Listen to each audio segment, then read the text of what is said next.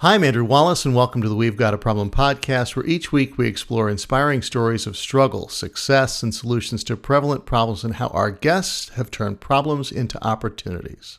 This week I'm joined by Bernadette Boas, CEO of Ball of Fire Coaching, whose mission is to transform professionals, teams, and companies into the powerhouses they're meant to be.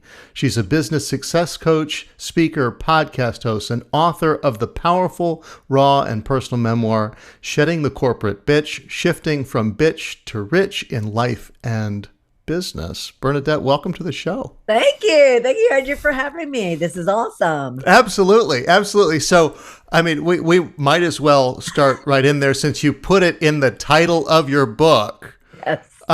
In your own words, you may have been a little bit of a corporate bitch. Tell me a little bit about that. All right, a little bit of business, a little bit of life, a little bit of everything bit. So what it was all about, of which I only really discovered that that's who I was after I was fired by my mentor of 12 years back in late 2007.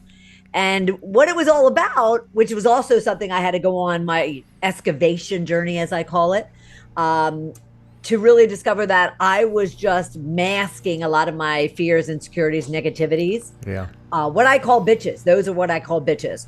I was masking them with just this very domineering, aggressive, demeaning, not as much calculating, but very curt, abrasive type of behavior and words and actions, and everything about me just reeked it. Well, quite the admission of honesty and self-knowledge to have come to that. Yes. Yeah. Well, I had to, because when here I was, I had a very successful on paper, very successful 25-year corporate career. And I rose to, VPC level type of roles. And yet when all of a sudden I'm in the middle of a parking lot with a pink slip in my hand and a single box of my 25-year career, you have to start asking yourself, all right, wait a minute. Where did I go wrong? I play in this? Yeah. And I think, hey, I mean, we've all had moments where you go, oh, huh. Yeah. Maybe I wasn't doing that right. Maybe I should have done something different. Right. But at the same time, and I think that's one of the biggest issues with the way that we interact in corporate culture and society and all these things is you can get pretty far, perhaps taking what may later turn out to be the wrong tact, and some of those things can get you to higher level positions and get you things. And so if you're just looking at results, you go, I'm getting the results. And that's the same reason that we encourage that in others is that they're getting results. I mean, Harvey Weinstein got results. He just, had to do it. That was a whole different type of way he did it. Yes, but still, it's when that's how that stuff goes on. Right. I mean, because people go, he's got the golden touch. He's doing all these things. And you go, yeah, but I'm not sure we. Just not sure about that. Well, and I think it also came down to the fact that, and it happens every day, especially in business. Sure. Is that getting results, producing tremendously. Everything's about, profit and revenue. And so sometimes they're willing to put up with a lot. They are massively producing and therefore contributing to the bottom line, which I did on a regular basis. A lot can be forgiven. And yet I'll tell you what, I was just as miserable as I was making other people's lives miserable. And so I wish someone had just said, do you recognize how severely you are damaging your own ambition and your own career? Because this isn't going to get you exactly where you want to go. And I wish someone just had intervened to kind of say that, because I would, of course, correct it.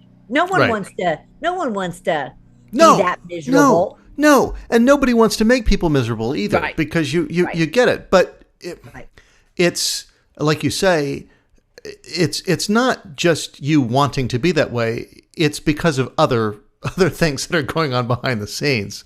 Yeah. You know, that you're and misplaced just misplaced emotions when you're going, Yes. I'm insecure. Right. I'm concerned with this. I'm worried about X, Y, and Z. Right. And that's reflecting on my interaction with others. I mean, part of the question is, what would you have done differently if you kind of had to do it all over again? I think it comes down to, really taking an assessment and an inventory of myself. Mm-hmm. That basically said, look, you have all the skills, all the expertise, all the experience, all the knowledge, all the, ambition, a good ambition. You have all the ingredients. And this goes to male or female. And therefore, why? Like, how is this helping you to be so kind of nasty and kind of just curt? And, I got off on making other people feel small. I got off on it. I loved walking in a room and having people scared of me and kind of intimidated of me. And the idea of that, I say that so casually, don't I? But the idea of that, it just kills me. It really does pain me. But at the same time, it was my safety net. It was my shield. It was everything to kind of protect me from really being made out to be to other people what I maybe thought I wasn't. And yet I was. Yeah. And so it's just a vicious cycle when we start really beating ourselves down and not recognizing what I call honor our riches, when we don't really appreciate what the talents that we do have. Yes. Yeah. And I think there's another component to it, and I've talked with other guests about it, but the fact that especially women in business kind of get put into these boxes where and you almost feel like that's the persona you have to adopt. You have to kill your warmth, kill part of yourself and act in a sense. And I'm saying this in the like hypothetical way that you almost have to act more like a man and do these things. But at the same time, if a lot of women do the things that men do, there's this double standard of and different language that we use to describe it, to say, he's ambitious and she's a bitch. And she's emotional. Yeah. Right. And he's passionate and she's emotional. Yeah. And so I think we need to be very careful to say that there is no reason that you shouldn't, that there should be a double standard here about how you comport yourself at work. But there's a difference between being a strong professional, a strong leader, having strong opinions and fighting for them, and respecting the people that you work with and being actually a strong leader rather than a domineering one or whatever the case may be. Well, I do a lot of my work because there's a lot of double standards in life. Yeah, and tons of double standards in life. And it just so happens that, especially because of who I was and the transformation that I successfully made, I do a lot of coaching and support to those high potential but struggling leaders. Sure. And there are just as many, and this might be your point, there are just as many bully men bosses or bastards. If women are bitches, men would be bastards, right? Yeah. And there's probably as many of them as there are women who bully female women. And yet you're right. I mean, it's seen differently and it's accepted differently. But this is what I say to people. I could care less about what anybody else thinks and feels and how they're interpreting or perceiving. You have to be the one to step in to say, well, wait a minute, I want to be X, Y, and Z of a leader. I want to be, one of service, one of kindness, one of compassion and empathy, everything people are focused on today. And so what do I need to do if I do have these insecurities, negativities, and feeling imposter syndrome and all that? What do I need to do to kind of overcome that? Yes. And find the people and the resources to support you through that, because it's easy to deflect and blame other people. And that's just what I won't do anymore. Right. Yeah. And I mean, look, you can't, there's only so much you could control about how somebody perceives your actions. Oh yeah. Right. So, yes. but I want my actions to be pure. I want them to reflect my values. I want them to reflect the person, the leader, the employee, the colleague that I want to be.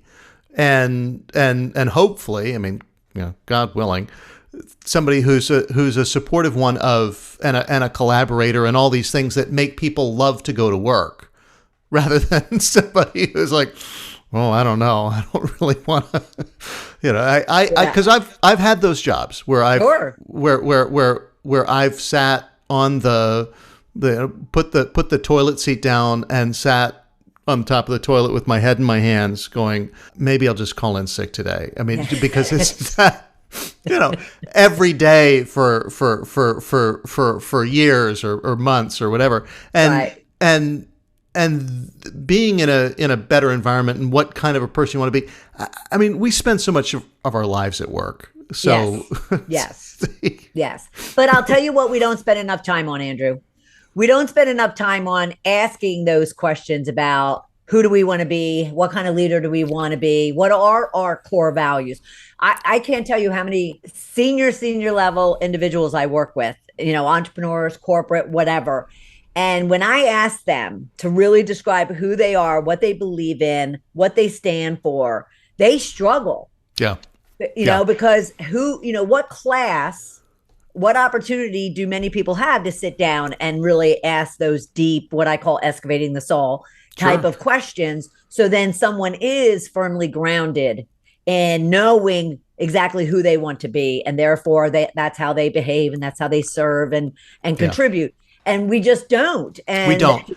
We don't. And I think there's this component and I can go get on my soapbox about the deterioration of society and all that, but I won't. But there's a thing about how much we get from other people, how much of our value system comes from others versus our own.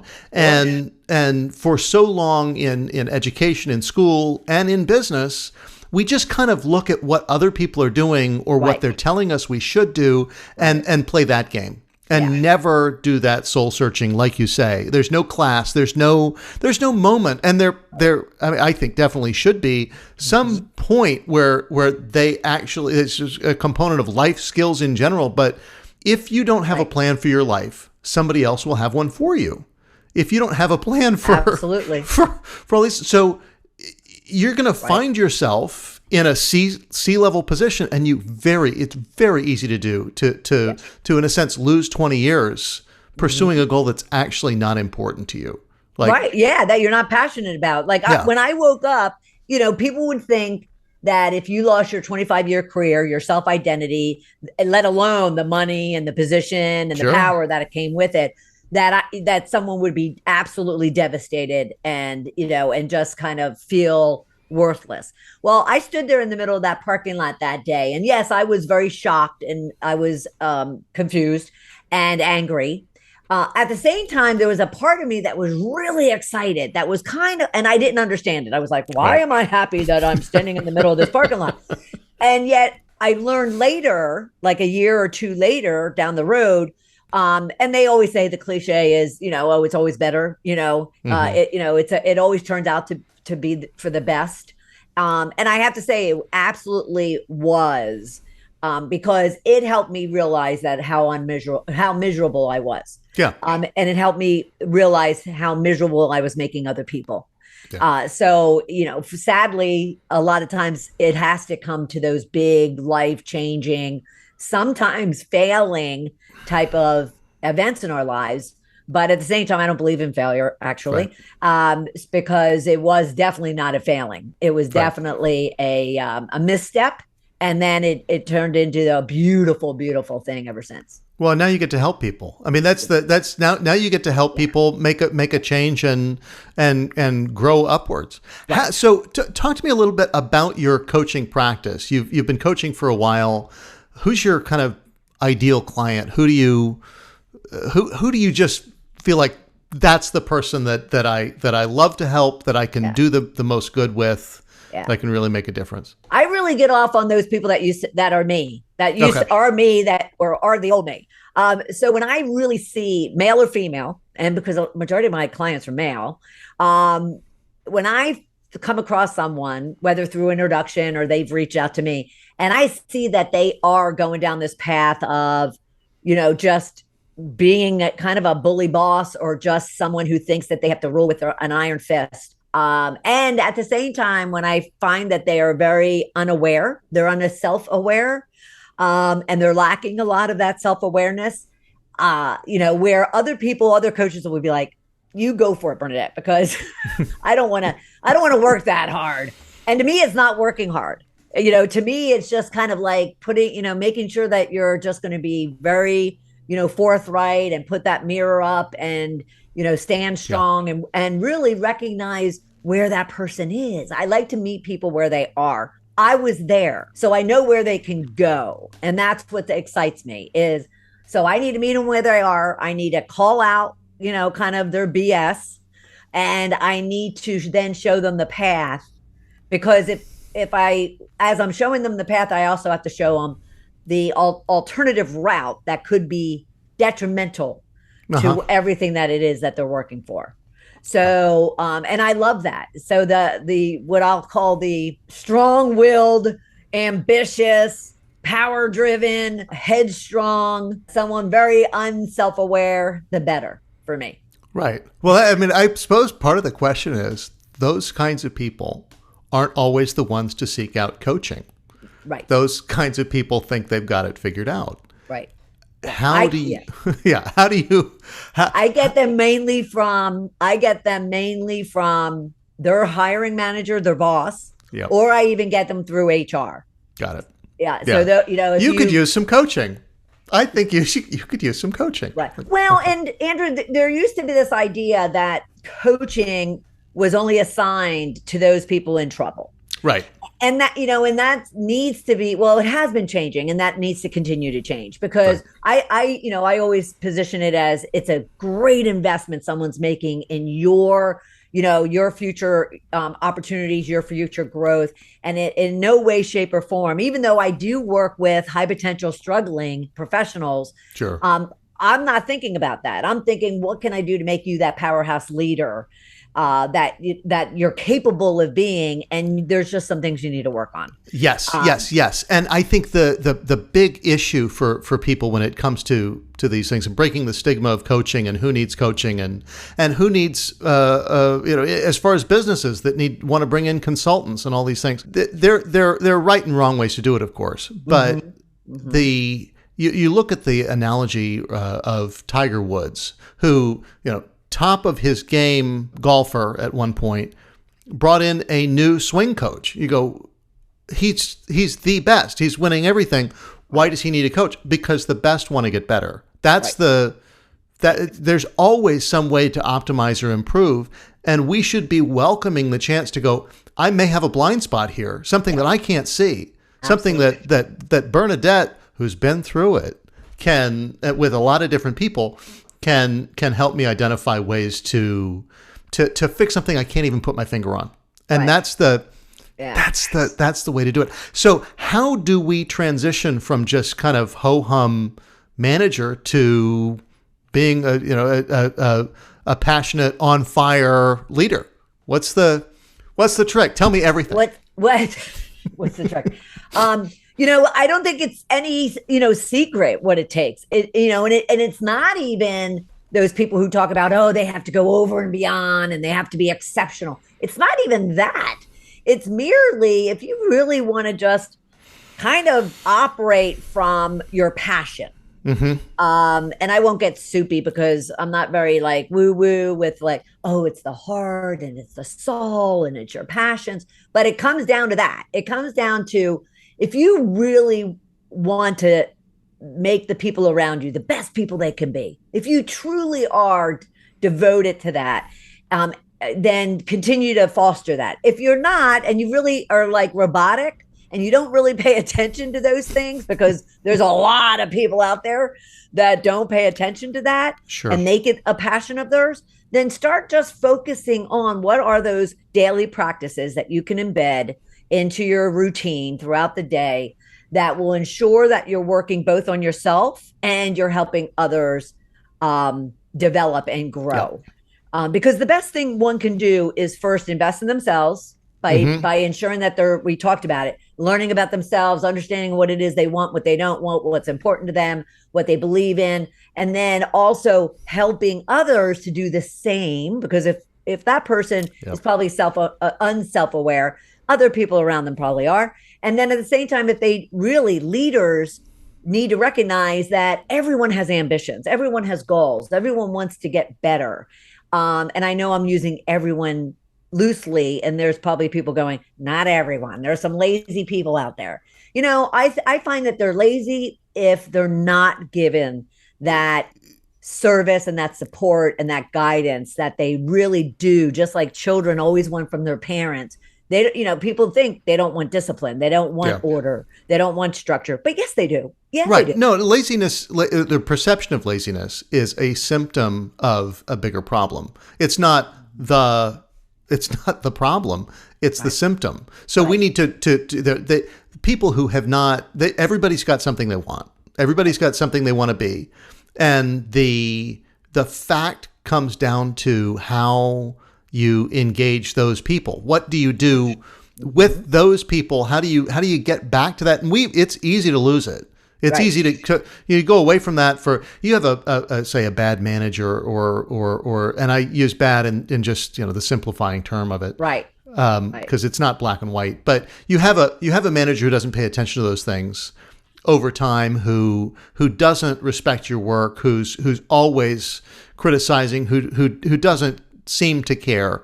And then you stop caring and you start going, I'm just going to do the minimum. That whole quiet quitting thing that was in the news recently. I'm just going to do just not to get fired, right? I'm just going to coast along. And of course, that is the hard thing for me is I've seen people who've been in those situations. I know how it goes. And sometimes you can feel like you're pulling your hair out trying to tell somebody, hey, look, I'm struggling here. I'm not feeling engaged in my position anymore. We need a little, and trying to make it a collaboration, and people just managers ignore that kind of stuff, right. And that can become complicated and difficult. But yes, engaging and motivating and getting into people, I think it's like deep in the human psyche to want to make something awesome. Yeah. I mean, we all want to help each other.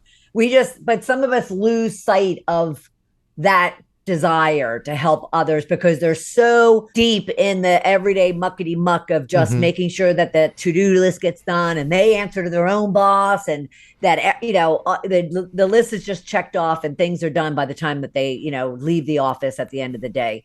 Yeah. And so true leaders, powerhouse leaders, really kind of know how to take a breath. They really know how to sit back and assess what it is that they need, but also all their team members need, and then make sure that each one of them get what they need.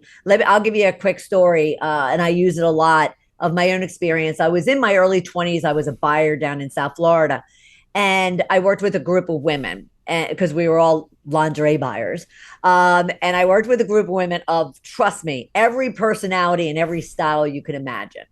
And our boss, Nikki Myers, rest in peace. But Nikki, I just was in awe of all the time. So I'm in my early 20s. She's probably in her early to mid 30s. And I would just admire how in a Monday morning status meeting, there'd be probably 7 of us. And again, very different women. And Nikki literally, like a chameleon, literally would transform every time she moved from one of the women to the next woman for the status and for correction and for, coaching. And literally she would know that, well, Gail is, a Staten New Yorker. She doesn't need to be stroked. She just needs to be told what it, what it is and how it is. And then Annie needs to be stroked. Annie needs to be coddled. Annie needs to be soothed. And literally you could see her whole body and her voice and everything just transform from one to another. And, to this day, I recall that a lot, but not as much when I was in my leadership role that, was a disaster while I was in corporate. I wish I had recalled her, her leadership style, because it was powerful. And I'm glad now that I appreciate it with the work that I've done for the last 12 years. But yes, I just think we have to give our leaders time, breath, and space to learn how to really communicate and coach and develop their people. And that will make them, because you serve others serves you. Serving others serves you. So you make people better, you're going to become better. And therefore that passion will come back, that excitement will come back, that really enjoyment of your role and your responsibility. All of a sudden, it's not a job. It's not work. It's something that you actually get a lot of fulfillment from. Yes. And I think being, it's like having two parts to yourself. You've got your yourself, and then you've got the you at work, and bringing those closer together. And having splitting your personality a little bit less, and being more aligned with your values and all those things is super important. Because then it's right. Then you're not, I'm at work. I'm me. Right. Well, and real quickly, they used to say it's a myth that when they used to say, "Oh, well, leave your emotions at the door," just leave. They don't belong in the workplace. Well, we're not robots.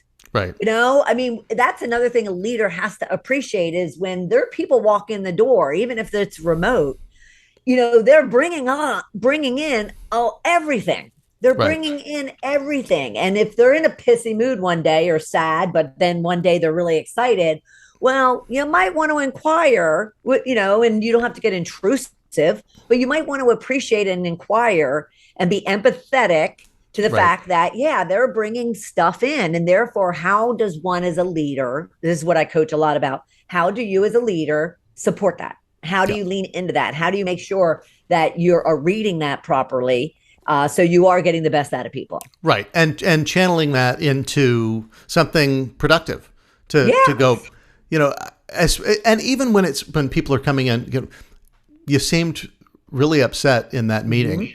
That really seemed to get to you. What's going on? What are you reacting to? Help me understand it. Oh, well, this, and this. You know what? That's something we can deal with. I think you're absolutely right, and we've got to go here. And well, I think this is the case, and go with it, rather than letting it sit and fester, whatever it is. Now, somebody might say nothing, everything's fine.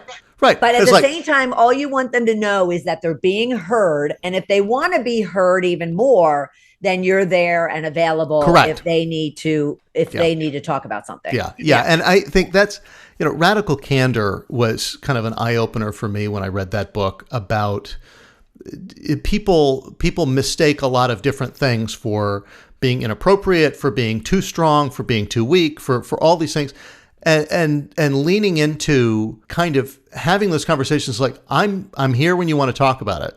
Right. And let's get into it. And if you say it's nothing, I'll leave it at that. But don't let it be something that we can't talk about because you think I'm going to get hugely upset about this. I want to be better. I want you to be better. And I think, by the way, that too often we put people in the wrong roles or leave them in the wrong roles too long. When you go, this may be a sign that you're not able to execute on this because it's not a good fit. Not a good fit doesn't mean you're a bad worker, means not a good fit for this position. Right. Absolutely. Absolutely. It's like selling. No is not a bad thing. It just means that it might not be a good time. I'm not saying no to you or what it is that you do. It just might not be the right time, and it might not be the right product or service. But so we have to be careful how we interpret. Yes. And so often, and that's, I again, back on my soapbox for a second, but that Martin Seligman did a book on learned optimism. He also coined the terms learned helplessness and all this stuff. One of the things that comes up is how people react to things that happen, whether they look at them as persistent, pervasive, all these things. It's always going to be this way. And I'm a bad salesperson. And, I can't sell. You go, I can't sell to that guy because he's not interested. He's not that it's not, it's not all about me. It's about that particular instance, that one right there, and the way that I perceive those things. And talking to employees about just like doing a gratitude journal, those little things, like you talk about, those adding those little practices in, right? That stuff they're like grains of sand. Powerful, right? Tiny things, but you get a bunch of them together. Mm-hmm. And now you've got something to stand on. Now you've got a place to go. Absolutely. So we're getting close to the end. I've probably talked too much, but I have a couple of questions that I like to ask everybody, and you may have answered them already. And if you want to refer back to those, that's just fine. That's okay. But what do you think the biggest fallacy is out there that it seems like everybody buys into, but it's just utter dog crap? Oh, geez, about anything. Anything in business, in your coaching career, in life, in the world. Well, okay, I'm going to, I'll keep it toward similar to the conversation that we're having. I think a big fallacy is that you're going to get ahead because of the length of your resume or the skills and the expertise and the experience and the accolades and the awards and the certificates and the college degrees and you're going to get ahead as a result of that so-called pedigree, Ivy League, deep resume. And, sure. My whole philosophy is life is 80% mindset, 20% skill set. So go and spend 80% of your time working on yourself and your mindset and everything that we've been talking about. And yes, spend time, amping up your skills, but don't heavily focus on the skill side, because I am proof that you could have all the skills, expertise, experience, accolades, awards that you want, and you're not going to get where you want if your mindset is not in a place that other people want to be around. Yes, absolutely. Well, yeah, I mean, mindset comes up time and time again, and we're just, like you say, 80-20. We see over and over and over again what a difference mindset makes. That you can't, that it's like the foundation of a house. You just can't build it on sand. You gotta pour some concrete first. Yep. And mindsets, that's right where it is. That's absolutely it. So conversely, what do you think the most underrated concept is? What are people overlooking? What are we missing? Again, I'll speak to the leadership, end of it as leaders in business. I think we're overlooking, I had a conversation with someone the other day, the 80s, I think it was really popular, 80s, maybe 90s. People are your biggest assets, are your greatest assets. Yeah. I think it got washed away. That meaning just kind of got diminished and diminished and diminished over time. I think it's back with a vengeance, where that we absolutely have to, and we are, and it's getting better, that we have to pay attention to our people, because they are people. So yeah, that's what I would say. Absolutely. Bernadette, thank you so much for joining me. You're welcome. Folks, you can find Bernadette on Facebook, YouTube, and her website, balloffirecoaching.com. Her memoir, Shedding the Corporate Bitch, Shifting Your Bitches to Riches in Life and Business, is available on Amazon and other booksellers. Links to everything are in the show notes as always.